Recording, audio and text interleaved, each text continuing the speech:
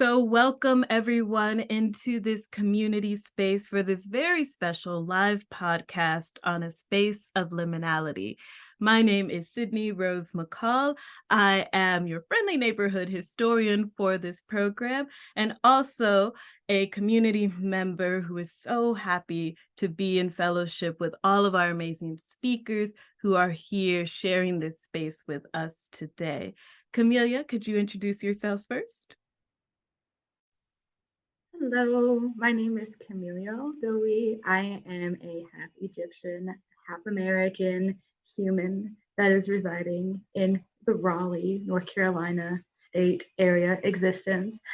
Um, I'm so excited to be here, just to be able to share my perspective, just to be able to um, be in the presence of like-minded people who are going to provide a lot of insight onto things I either know about or don't know about, probably don't know about. But I'm just very excited to be moving forward and can't wait to get this started so we could educate ourselves to have a better tomorrow.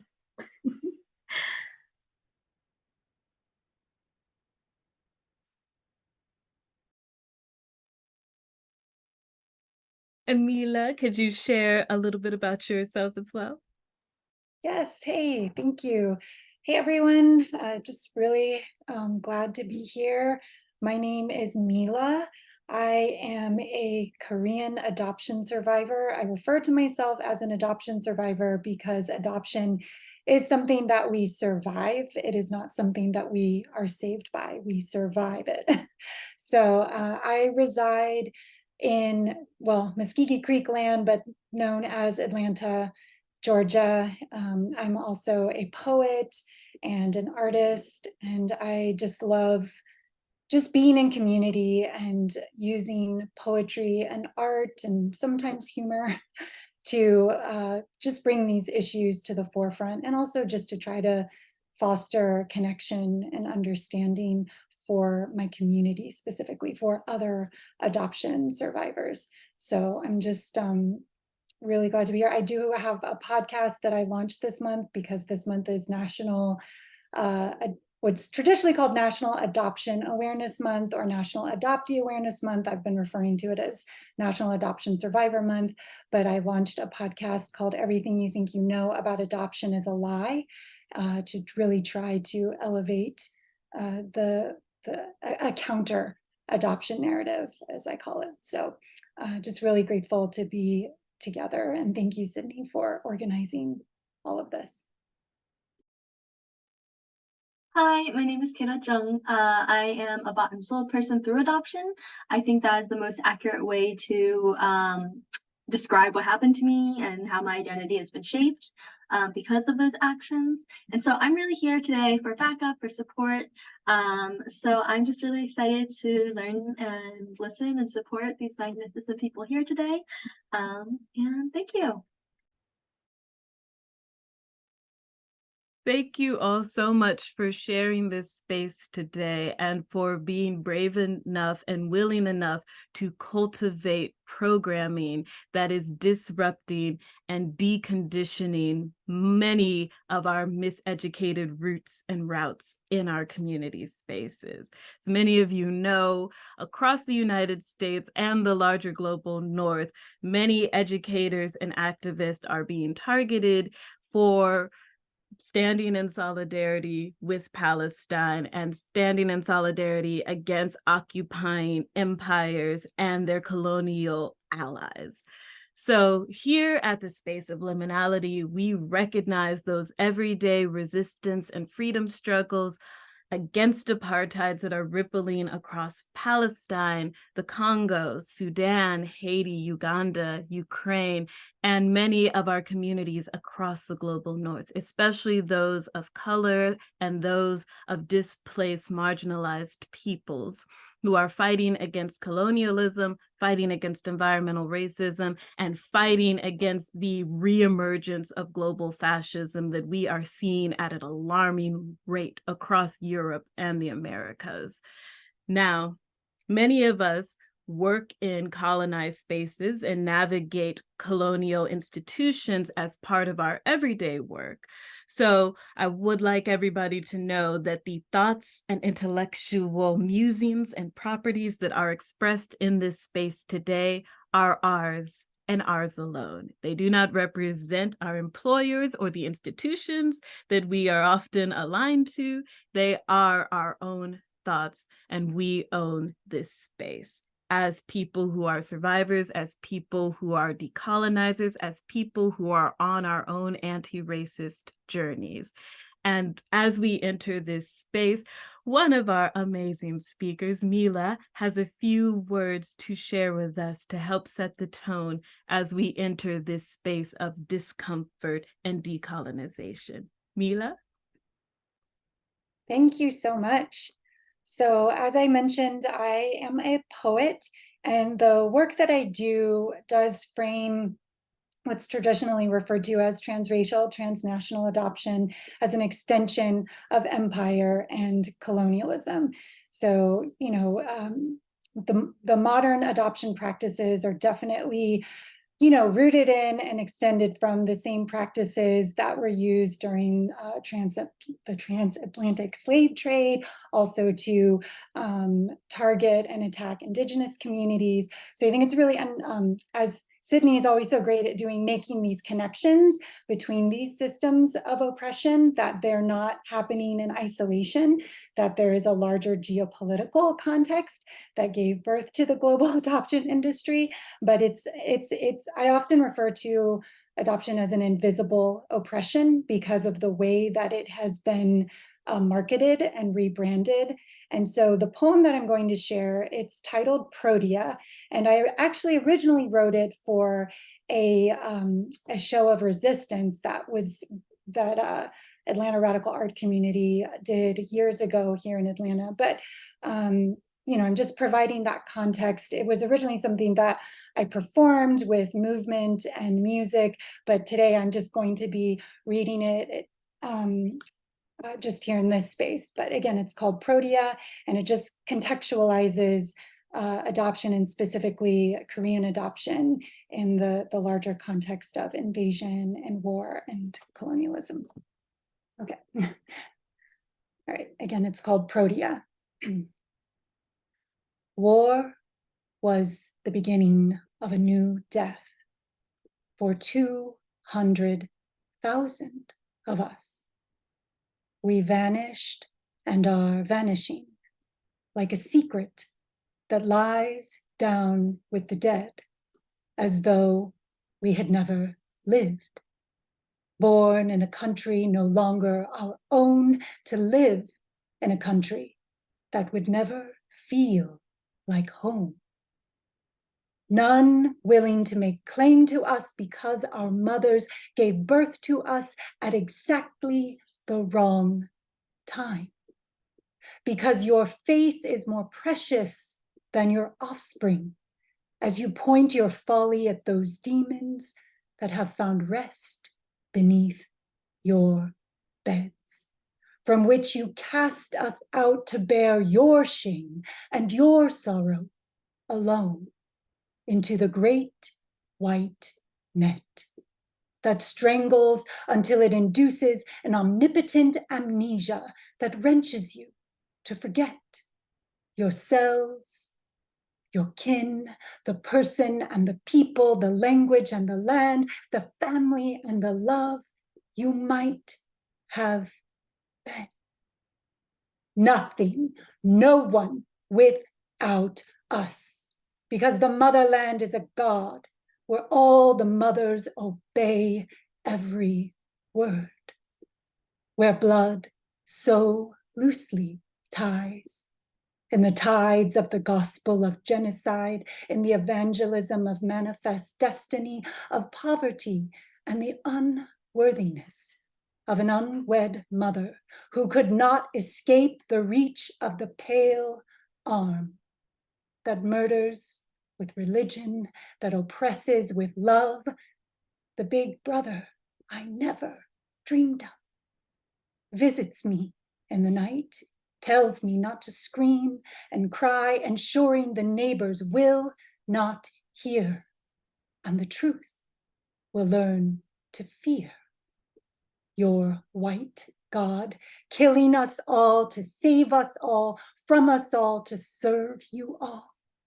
Babies like gold, flying in the sky, and your steel boxes for your bleached and longing wives, hiding their cigarettes in their bassinets for the shakes and the shivers of their lives of guilty privilege.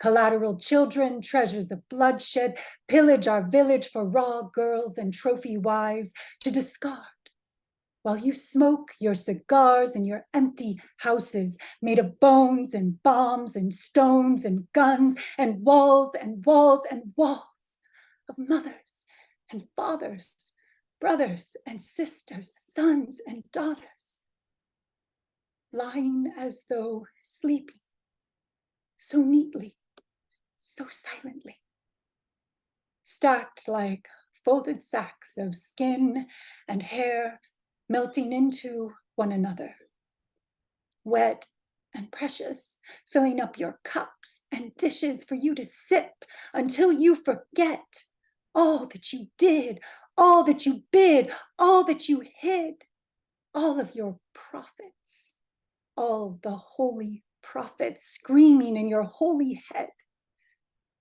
We are no longer dead. We live, we rise, we march, we will overcome, and you will awaken to the sound of your own heart's pounding. Too late, as we stand up, as we shout out, as we kick down your door. We march, we rise, we live.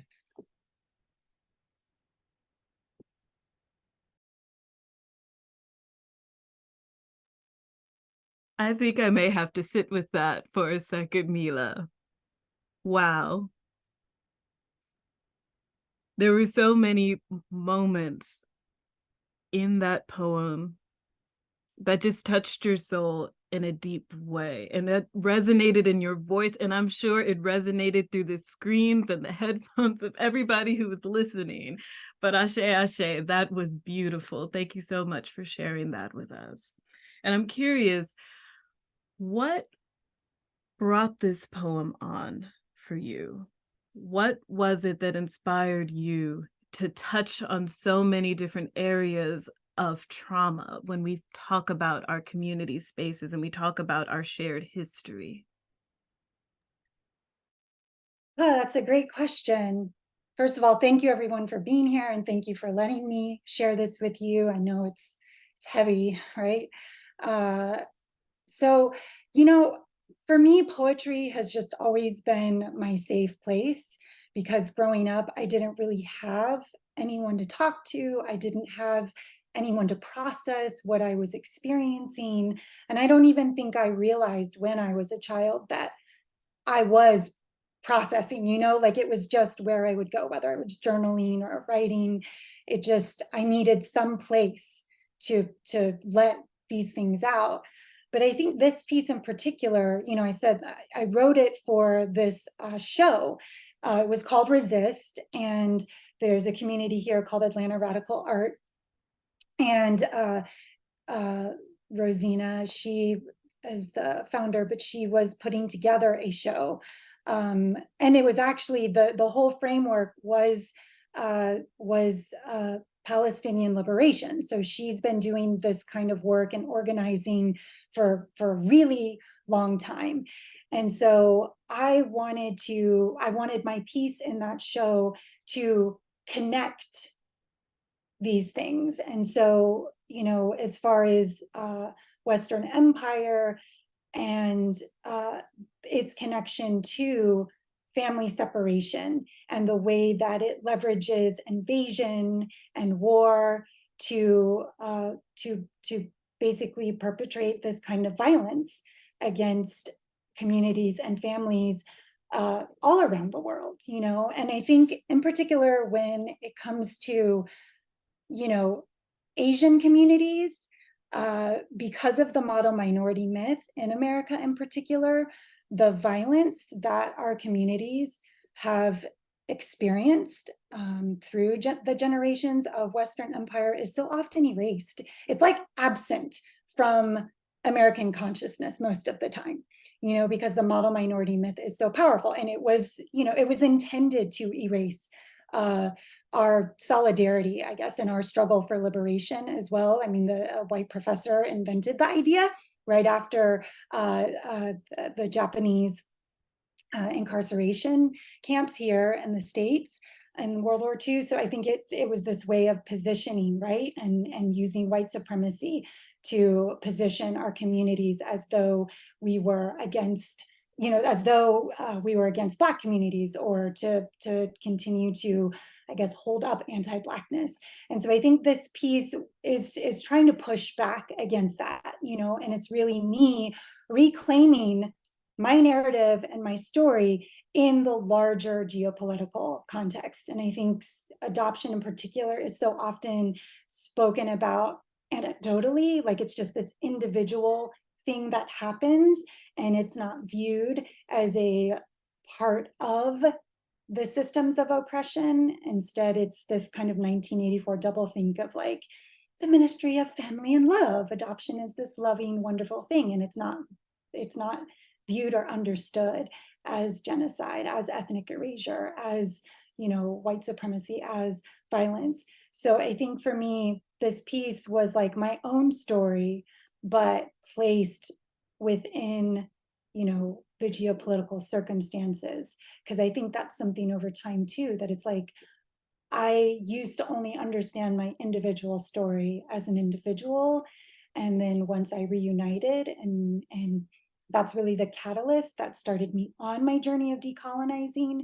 And as I came to understand more and more of what was going on, you know, then and now, I could not separate my individual story from the political context, right? And so I think that this poem, it really just poured out of me. You know, that tends to be what happens with me, is it's not like I often don't sit down having an idea. It's more of like, I have a feeling, I have feelings, and I need to, so this was just that. It was like, I sat down and I knew I wanted something for this resistance show that I was going to be a part of, but I just sat down and this is what poured out. And it was just, I think, me processing and trying to put all the pieces together. So I think there are references in here, you know, to my individual story, but also what was going on, and what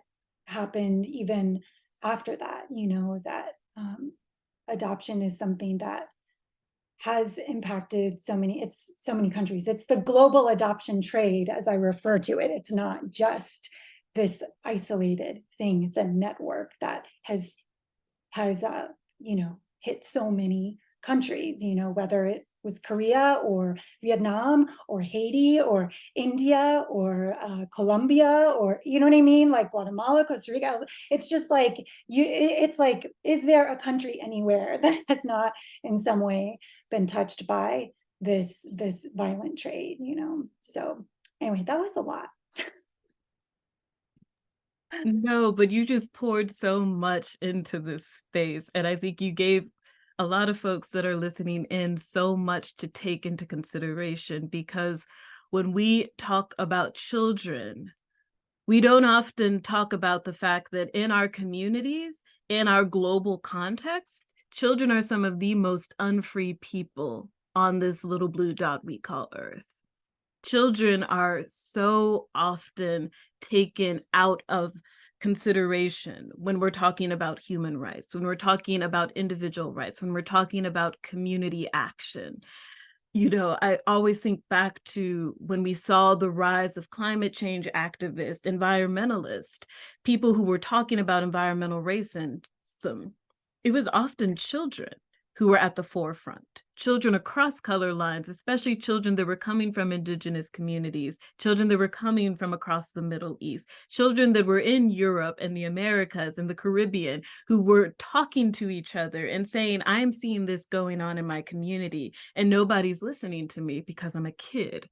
But I think one thing that, especially with everything rippling across the world that we've seen, is how children are able to understand what's going on, often sometimes better than adults can, but also the children have a voice, and a voice that is so often silenced behind these ideas of parents' rights, or protecting the children, or saving our kids, or going to these other countries to rescue children in conflict. And we know that these countries that are rescuing these children in conflict are often the countries that perpetuated the conflict in the first place. So it's often really strange to have this kind of double standard going on where people are saying, oh, we need to rescue these children from these horrible conditions, when we are in fact the part of countries that are facilitating those horrible conditions.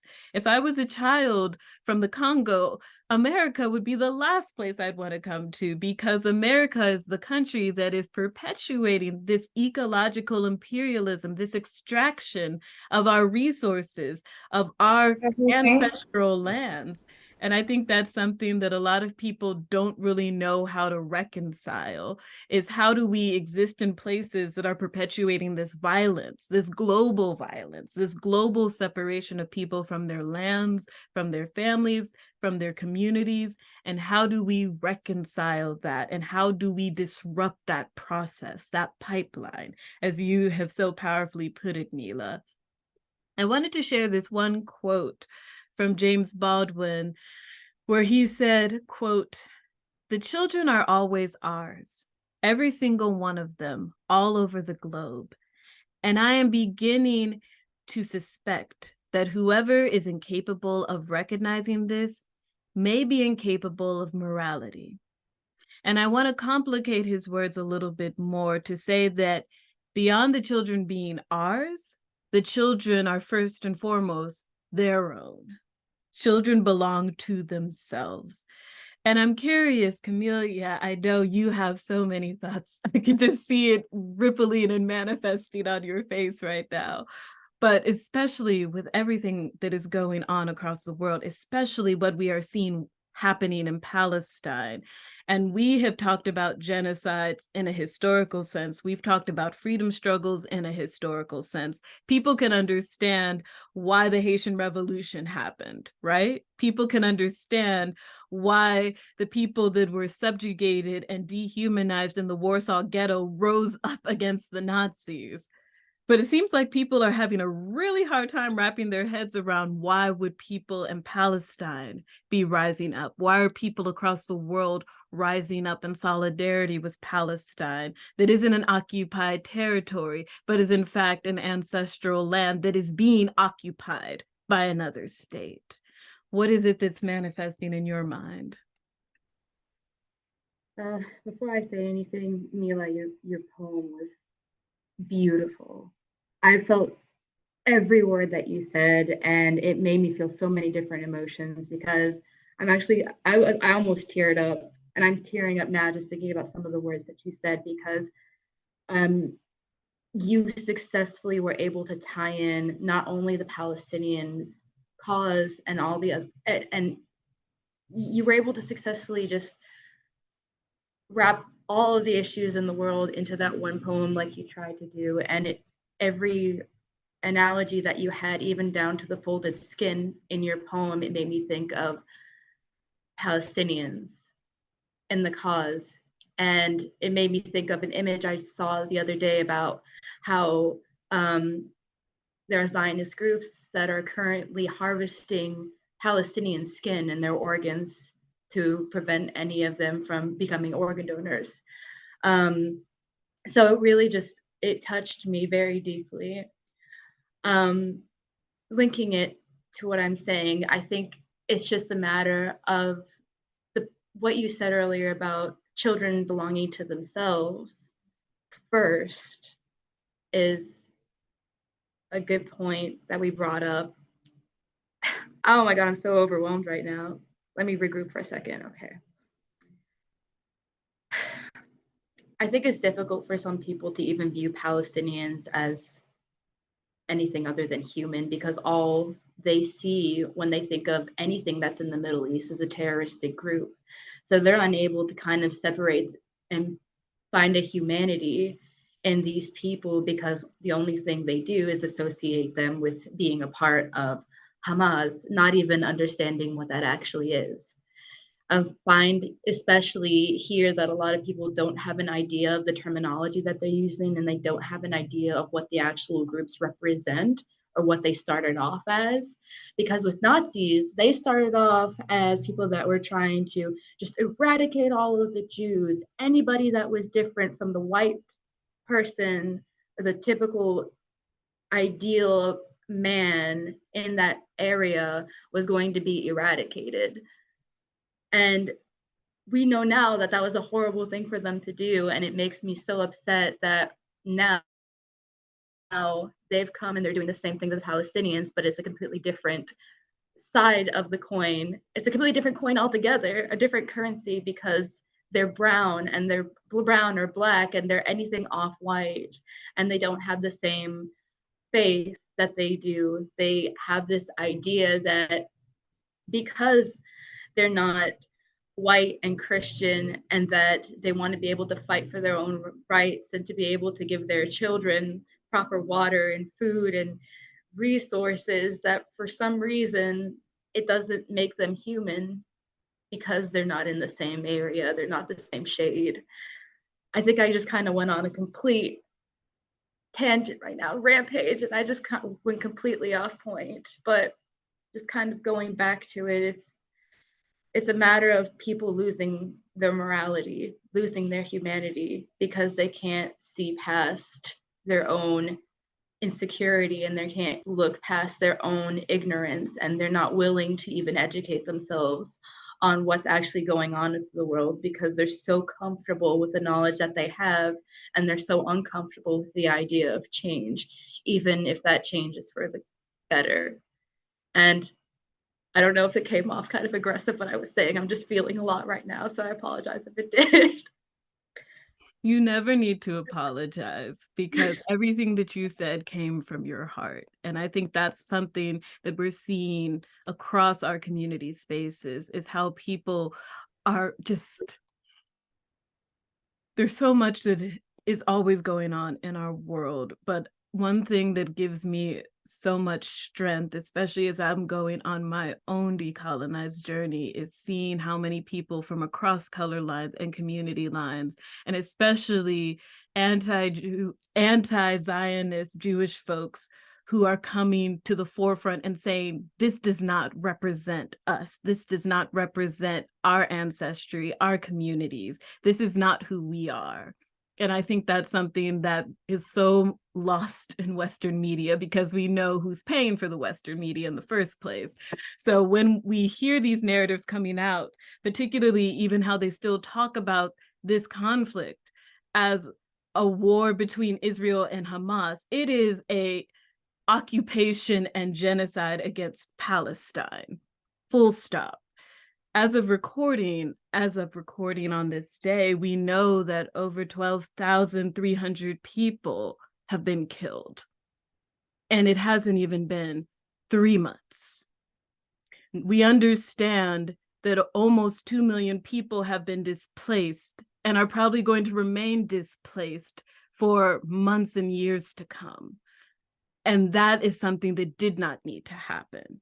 And one thing that still kind of, I still struggle to wrap my head around, is how somebody from Israel could have family members, ancestors, grandparents who were killed by fascism, by a fascist state, by fascist anti-Semitic hatred, and then go around and do the same fascist violence to another group of people.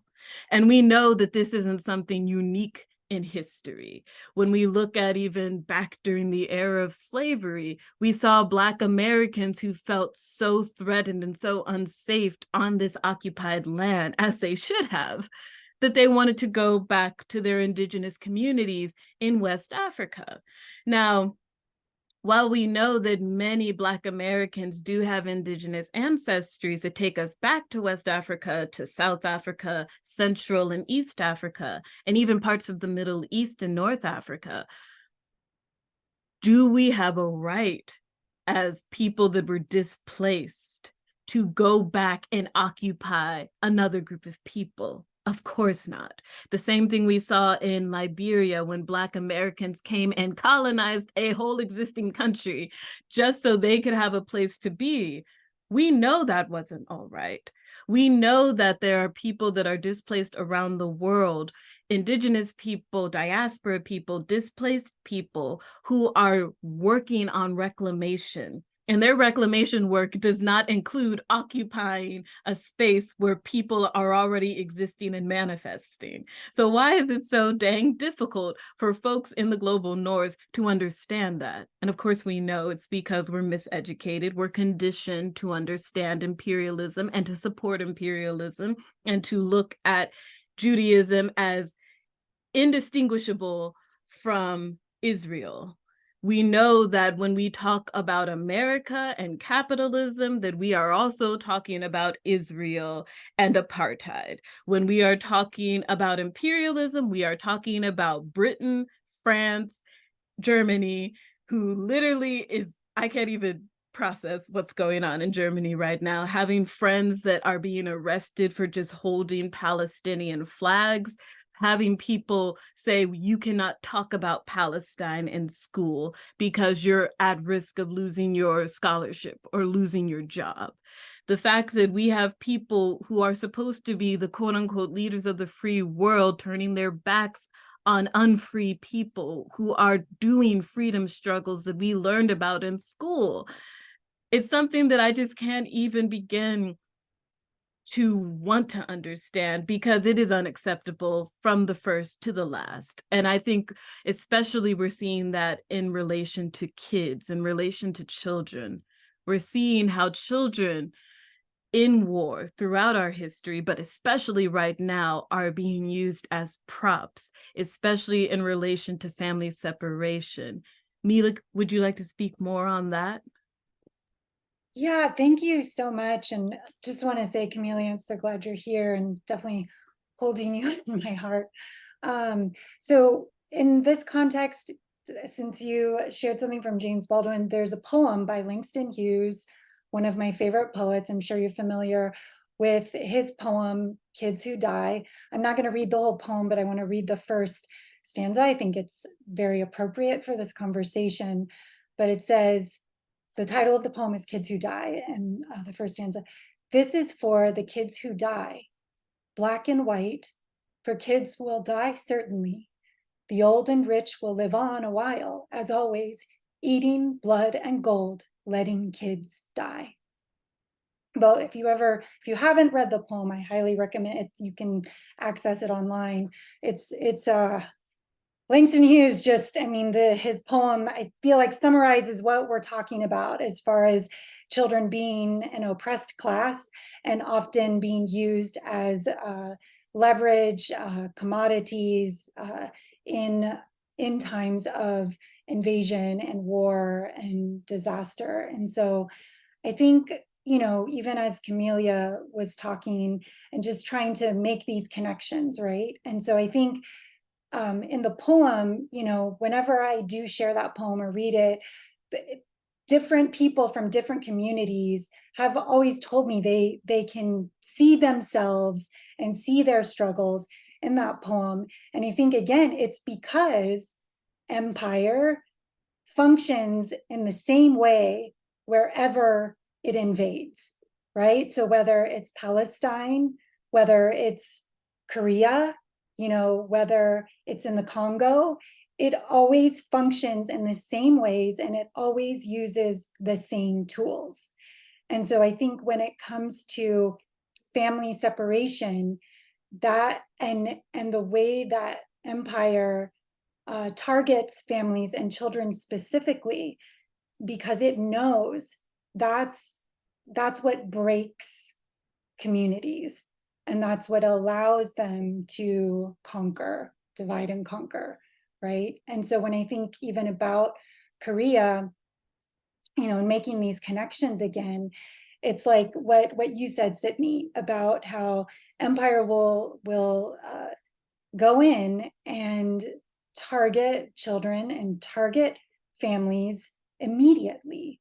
And so when I think about Korea, some of the first children that were sold were the children of women who had been exploited for the purpose of war and soldiers. You know, they're often euphemistically referred to as comfort women, which I hate that term so much. But I think those were some of the first children. And so it's that idea of like, oh, look, we're going to bring war and devastation and violence, and now we're going to rescue you. We're going to quote unquote rescue your children. And these children were children who were mixed ethnicities. And so Korea, you know, I also want to say Korea's hands are not clean in this, okay? They are, in my mind, they're just as culpable, and they need to be held accountable as well, because they are the ones who agreed to sell and export us. So I think in our situation, it's complicated in that way. So I'm not saying everything is the same, but I'm saying that the tools that empire uses and the way that it targets children and families is the same. And so I think that the problem too, I think, with adoption survivors is that we're perpetual children. So I'm not the first one to say these things. I'm not the first adoption survivor to say these things. There are adoption survivors who've been saying these things for decades, whether from Indigenous communities or Black communities, but we're perpetual children. And so when we speak, no one listens, because they infantilize us and they think that, well, we don't know what we're talking about. You know, we don't have the intellectual capacity or the maturity or the ability to understand the larger systems at play. And so anytime we've tried to say these things, people immediately silence us. And again, I think it goes back to what you were saying about children being unfree and children being an oppressed class. Because we are still viewed as children, our perspectives have no validity and have no credibility, because we're just you know, children who don't know anything. But as you said too, children often see this more clearly, and have not been indoctrinated or socialized by the systems. Even when I talk with my children about these things, I mean, they're just like, to them it's like, wait, what? Somebody paid for you? You shouldn't sell children. You shouldn't buy children. Like, it's not even something for them that is even a question. You know, they don't even have to stop to think about it. And so I think it sometimes feels like we're just broken records, repeating ourselves over and over and over. The ones who came before me, the ones who are coming after me. Again, so often the things we're saying are not new, just no one is listening. And I know that that's the same for Palestinian communities, right? This is not new. As so many have said, this did not begin in October of 2023. This has been going on for decades and decades and generations and generations. So why aren't people listening? And I think it goes back to, because who controls the narrative? Who controls the narrative? And that's why these spaces are so important for us to push back and to have the counter narratives, to have what the truth actually is, and to not let the oppressor have the mic, but to be here in community with one another, to speak to the way that all of our communities are impacted by this, so that we can build solidarity, so that we can build movement together, and it not just be us siloed off from one another.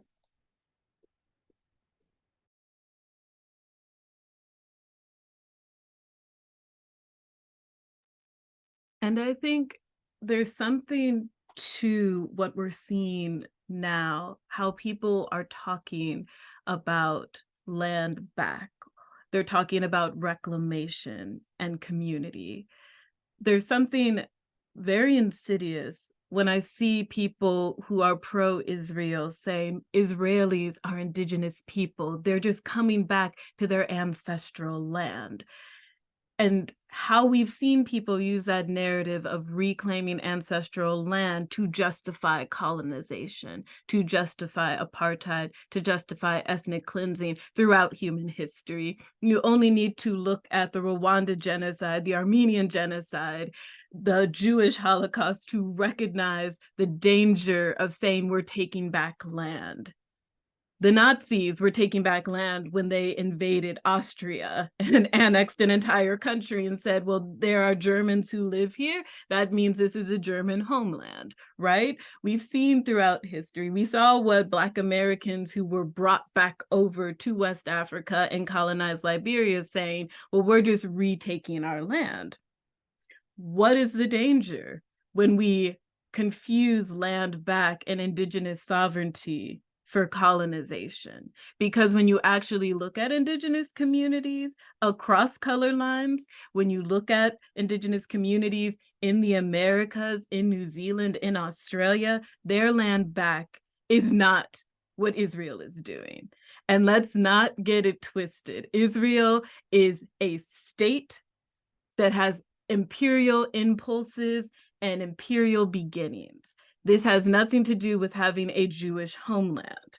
This has everything to do with the exploitation of resources at the expense of Palestinian peoples. And so when you recontextualize that, that makes you realize how what Israel is doing is just a continuation of the manifest destiny. That, oh, we have a religious right to this land. Ain't nobody got a religious right to any land, especially when you're an empire building nation. So when we're talking about indigeneity and indigenous sovereignty, we need to be very clear that indigenous sovereignty is not a state-made or a state-based system. And so when we see what Israel's doing, it is about the exploitation of resources and the punishment and policing of Palestinians to get those resources. They did not invade Gaza because of any intrinsic moral reason. They invaded Gaza because they had an opportunity to.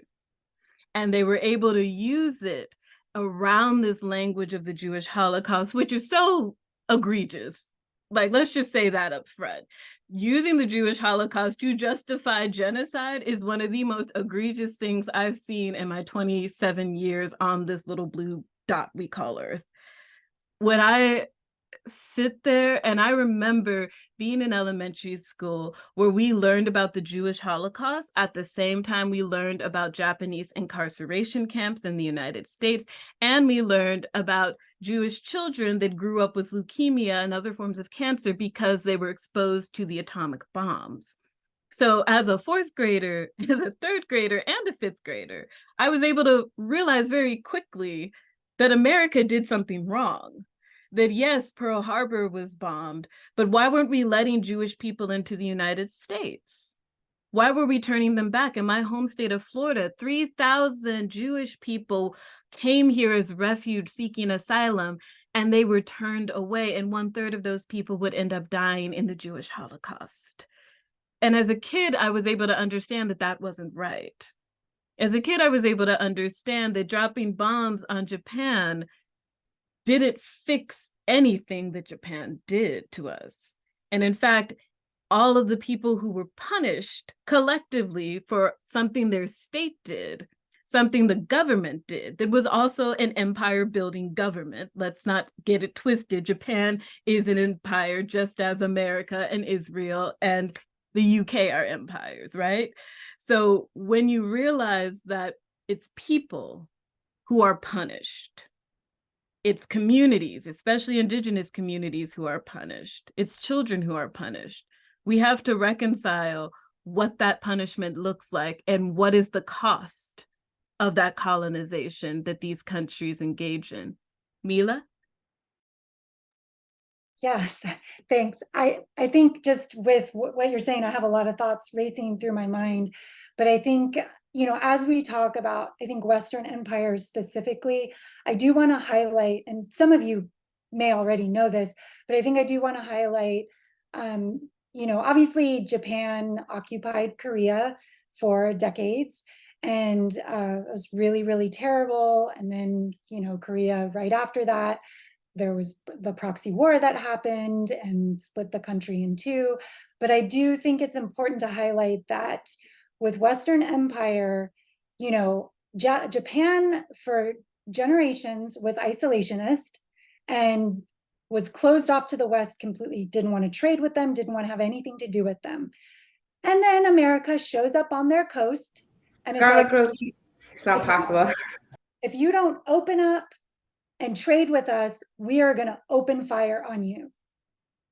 So Japan was like, well, that's not much of a choice.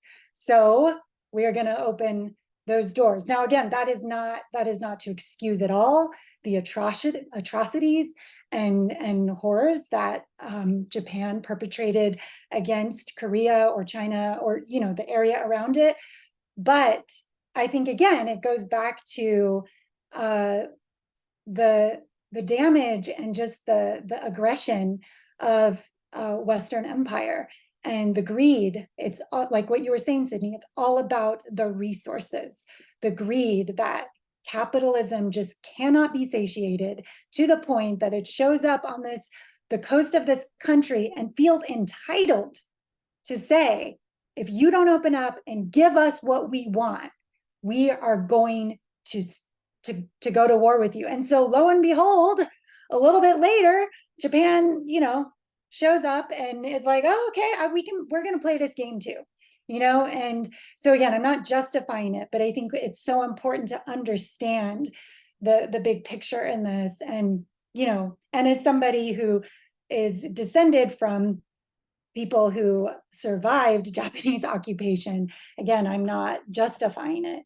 but I think that there's just such an erasure of that history and that knowledge. Like growing up, I did learn about, you know, Japanese incarceration, and I learned about Pearl Harbor, but I did not learn about America showing up on Japan's coast, you know, prior to that. I didn't learn about that. I didn't learn about that until a few years ago. You know what I mean? So I think it really is who is controlling the narrative. And even when you were talking about you know, manifest destiny, that's something that I address in my poem. But I think again, it includes people, right? It's like not just the resources of land or oil or that kind of thing, but the people and the children. And that's where white saviorism comes in as an adoption survivor. And even with what's going on, you know, in Palestine, it's like these people come in and perpetrate all of this violence, but then they're taking the resources, including the children, because just as they did here, if you can, you know, remove the children and force them to assimilate and then let them go out, then we become these trophies to uphold white supremacy, you know? And so I think even the ethnic erasure that children undergo when we are sold to the colonizers without even knowing. It's like when we're children, we don't know what, at least, you know, for me, I should say, it's like I didn't know what white supremacy was. I didn't know what fascism was. I didn't, you know, and so here I am just trying to survive as I'm being raised in these really violent and repressive environments. And and then all of a sudden it's like I enter adulthood and start to learn more about how the way the world works. And it's so jolting, and to realize that that's what my life was, that I, you know, had been commodified, that I was just this token in this bigger scheme of Western Empire wanting to control and oppress, you know, my people and for its purposes.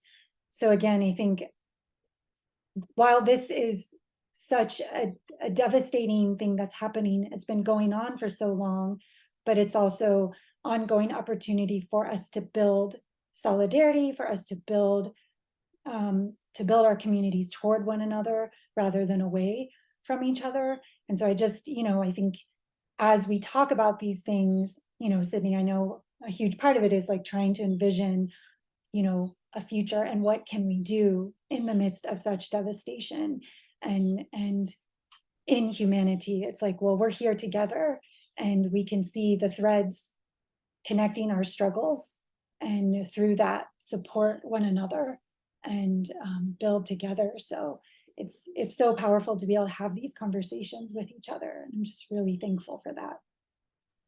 As am I. I think there's something to be said as well when you brought up the children are viewed as resources as well. That's something that erasure, that revisionist history does very well at hiding. That children are one of the largest resources that empire building countries either wish to extract, exploit, or eradicate, because children are at the heart of our communities. So much of the work that we do, the seeds that we're planting, are for children that we will never know and never meet.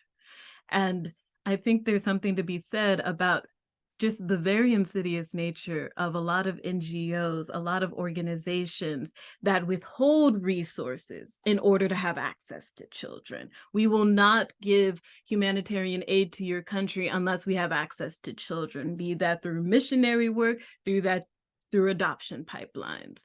Having access to children is something that is so intrinsic to how empires sustain themselves. I remember I had a professor a few weeks ago who said something that I'm still sitting with, because he said that the purpose, particularly of American universities, is to make you an American.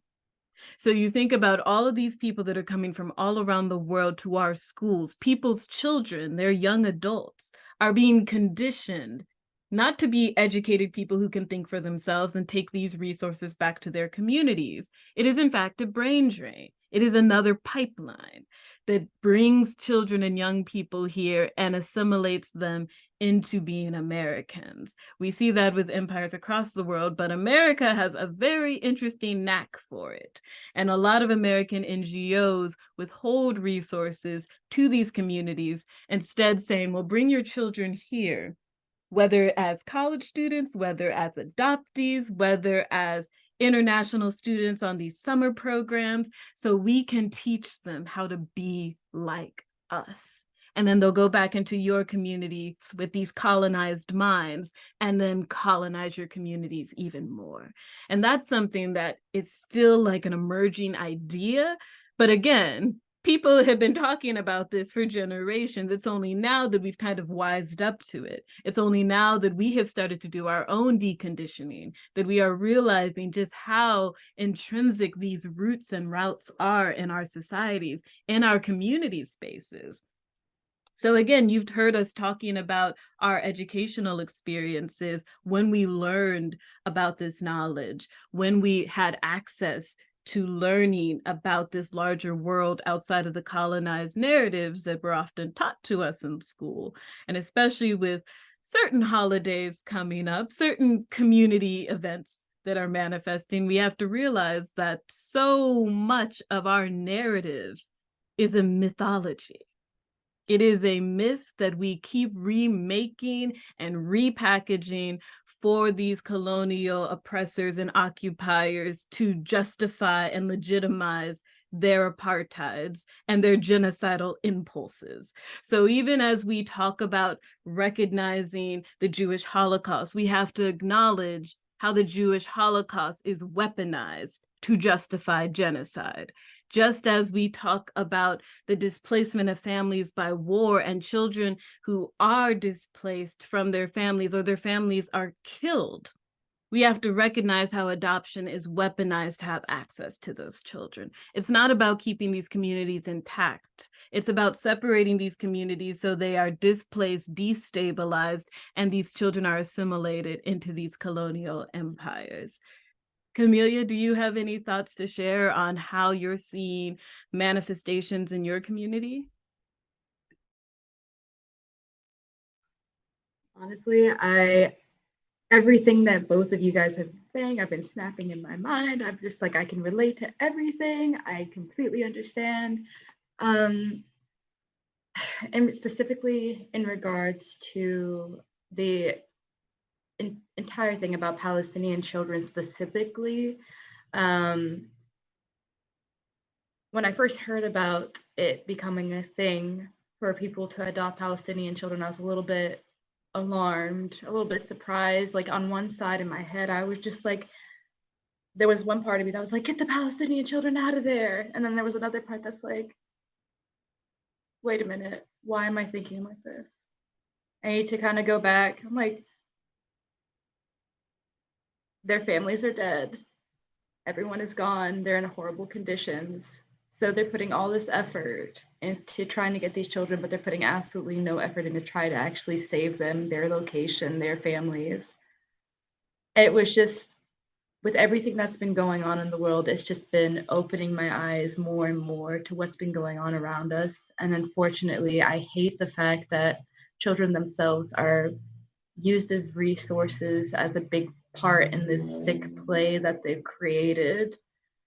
And it's really heartbreaking how much the Palestinians, especially the Palestinian children, have had to pay because of people who are ignorant, people that really have no, in my view, have no heart to just try to eradicate a group and an entire population that were already displaced from other areas in Palestine to Gaza and now being displaced to another location.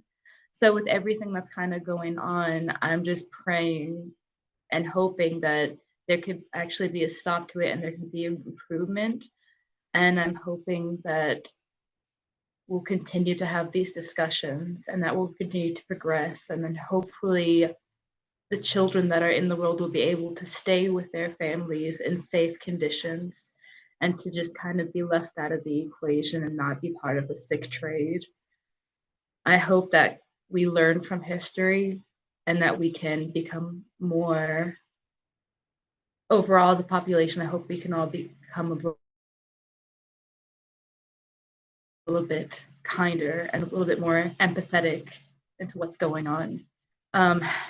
I can't say that I can personally relate to what they're going through, but my heart definitely feels, and I want them to be, there's a sense of guilt that comes with being Arab and seeing what they're going through, but there's also just a sense of guilt just from being human.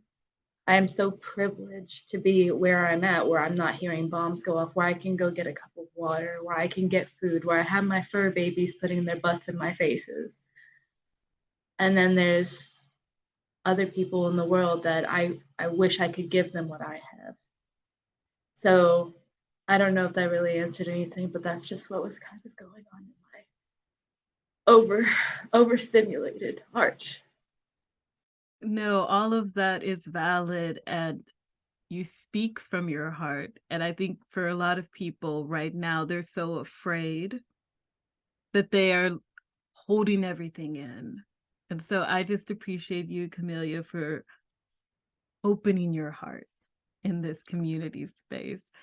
And as we start to bring our program to a close, I wanted to ask both of you, what are ways that you see in your community space, in your garden, ways that people can contribute, ways that we can start growing decolonized programs, decolonized actions in our community spaces?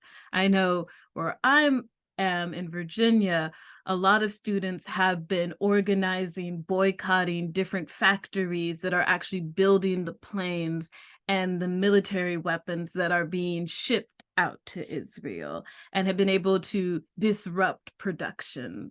And we know these are multi-billion-dollar industries that have a lot more resources than we do, but the fact that you're seeing young people at the forefront, middle schoolers and high schoolers who are standing out there with their parents, protesting Boeing, protesting these large organizations. And again, Boeing also owns Southwest. So I don't know if anybody has any holiday plans, but if you are able to, maybe rethinking what plane you're taking this holiday might be something, or for your future travel plans. Definitely knowing where this money is coming from and who is funding it. So yes, we may be going on Southwest to visit our siblings or visit our loved ones, but that money is going back into Boeing to build weapons that are going over to Israel. So that's just one thing that I'm seeing in my community, people organizing around certain organizations that are funding and fueling this genocide. I'm curious, what are you seeing in your community, or what are things that you're looking to manifest as well? I can go. Fine. Yeah, I mean, I think for my part, it's like, you know, obviously there's a lot of education that I still have to do for myself, you know, on my ongoing journey.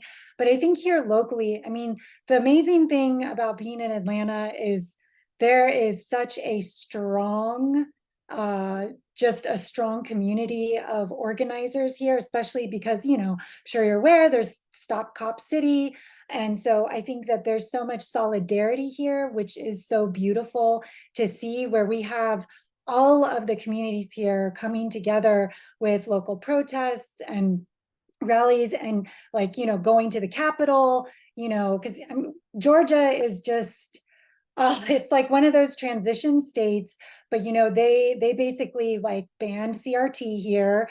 So I think some of the work that I've been doing personally is just with my kids' school and trying to like update the curriculum to actually teach other histories other than the oppressor's history, which, you know, has been very, very challenging to work with the schools here because of where we are. Even though we're in Atlanta, it's still in Georgia, you know, and we're still here in the Deep South. So I think, but wherever you have oppression, you have resistance. And so I think it has been really inspiring to see the different communities coming together here, whether it's the Asian American, you know, Advocacy Fund, whether it's Stop Cop City, you know, Jewish Voice for Peace. Like, we have a lot of strong groups here that are working together, like literally organizing things together. So I think that that has been really inspiring. So I think just supporting that work, and then, you know, education, just educating myself, but also educating my children, educating my friends, you know, in community here. So I think that that's, while again, it's really disheartening that these things are going on, I've been so encouraged and inspired by all of the solidarity and all of the community organizing and work I'm seeing just here locally. Yeah.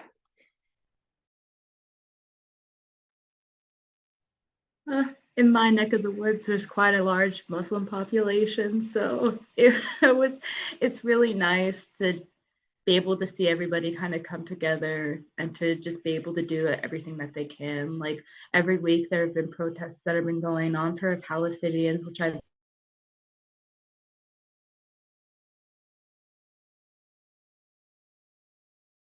been really, it's very just to see them unite for goodness. And I just love it so much. They went to the Capitol, a week, 2 weeks ago, 2 weeks ago. No, I don't know what today is, but they went to the Capitol as well. They were able to protest, and in my end, it's just been trying to do a lot of footwork. So I'll just have discussions with people that will talk to me about it. For some reason, people want to talk with me, even though I don't really care to majority of the time. But when they do, just kind of opening up, hearing their perspective about things, and just kind of giving them mine. The one thing that I can say about all of this is I was always pro-Palestinian, will always be pro-Palestinian, but I think as I've aged and I've seen how a lot of the stories are being posted from multiple angles and multiple sides, it kind of goes back to the narrative that's being shown. I have been trying my absolute best to get the narrative from all perspective, including Israeli. So it's been interesting to see that and what they actually think, if they actually think that way. I digress. Just kind of going into that, educating, getting onto the roads, hiding identities, all the fun, romanticized revolution. Yeah. Other than that, trying to remain sane in the entire thing. And I know that you guys are amazing and you're doing everything that you need to do. And I know you're probably doing it now, but just a friendly reminder to take care of yourselves, because you are depleted. We can't give back into the world. So I hope you guys do what you need to do to help open up your heart and relieve some of that heartache.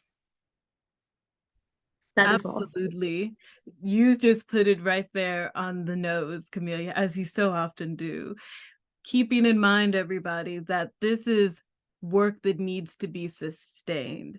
So boycotting isn't just a weekend activity or a one and done thing. The Montgomery boycott lasted over a year. There are protests that have been going on for decades across this shared world of ours. So making sure that you are taking care of yourself as part of your decolonized work is first and foremost, because we know that governments across the world, including our own government, are expecting us to burn out. They're expecting, okay, they may do this for 2 or 3 months, and then we can go back to business as usual, empire as usual. So you need to do what you must to sustain yourself, to rest yourself. Rest is a form of resistance. Active listening is a form of resistance. Some people say silence is violence, but intentional silence, so you can open yourself up to listening more, to decolonizing, deconditioning, that is a form of resistance. So find ways and roles for you and your community to manifest, whether that's educating yourself, which is also a form of resistance, starting community book clubs where you guys are talking about the history so that you can be informed in your activism, getting your schools together, sharing resources, decolonizing curriculum, which I am always here for, finding ways for you to manifest resistance and resilience and freedom in your community, and also listening to your young folks. If you guys have kids, talking to your children, and more so listening to your children. What are they saying? What are the conversations they're having in their friend groups? If you are just a community adult who is concerned about the young folks in your community, talking to your friends with kids, talking to the young people in your family, in your love spaces, about what are they doing? What do they want to see manifest? Because again, kids are a lot smarter than we give them credit for as a former child. So definitely taking time to find ways to uplift and liberate the young folks in your community, first and foremost, is a powerful way to manifest that sustained resistance, because we're planting seeds, but they are as well. And that's something that we all need to celebrate and lift up as we go forward and do this work and make good trouble.